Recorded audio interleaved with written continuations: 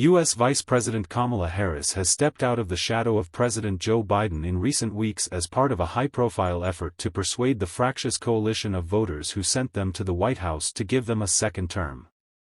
Harris's evolving role comes as progressive Democrats target Biden over his pro-Israel stance. Polls show him in a tight race against Republican rival Donald Trump.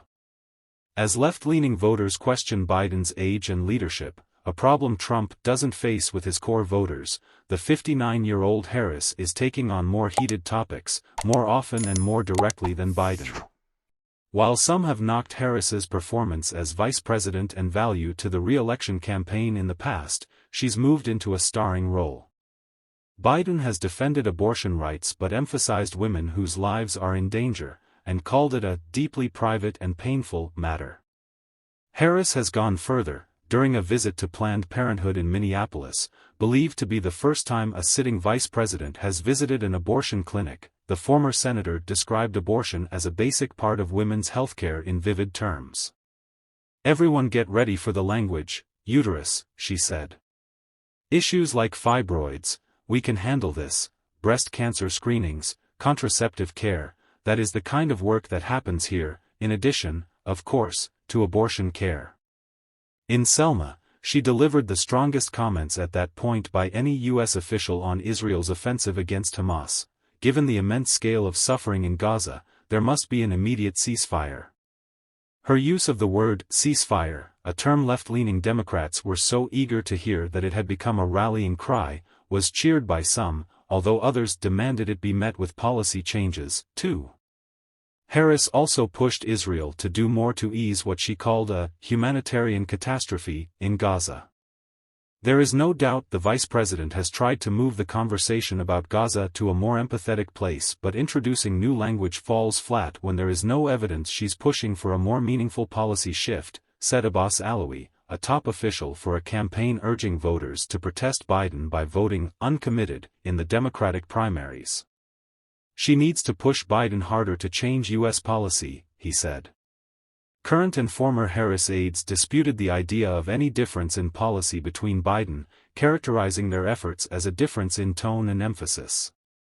They said Harris's initiatives are a reflection of areas of interest that, in some cases, date back to her time as a prosecutor.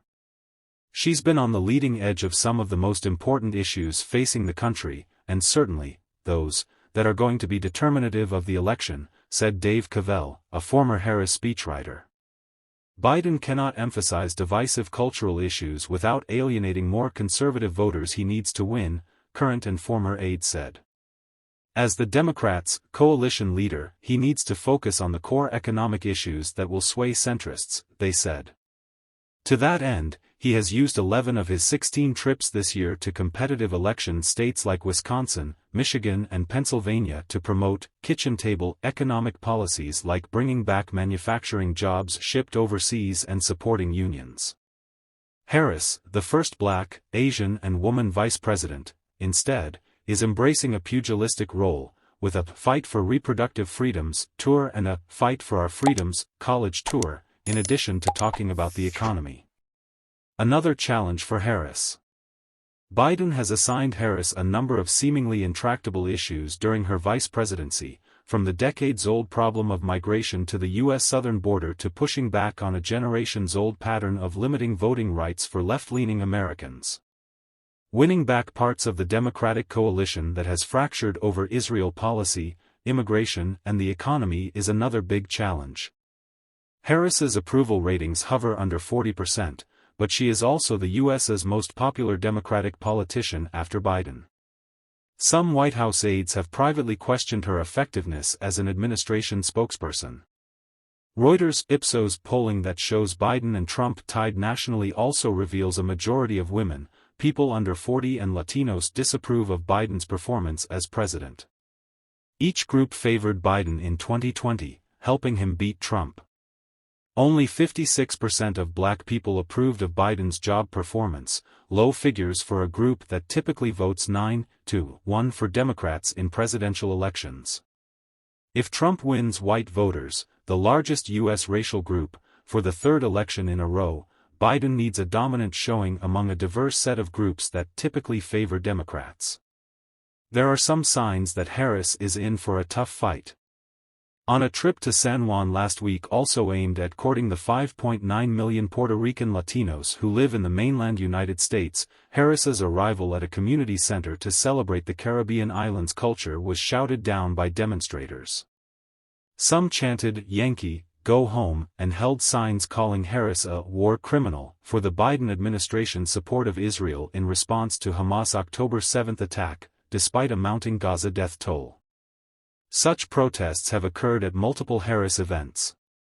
She has an increasingly vocal fan in Biden, though, who once wrestled with the decision of whether to make her his running mate in 2020.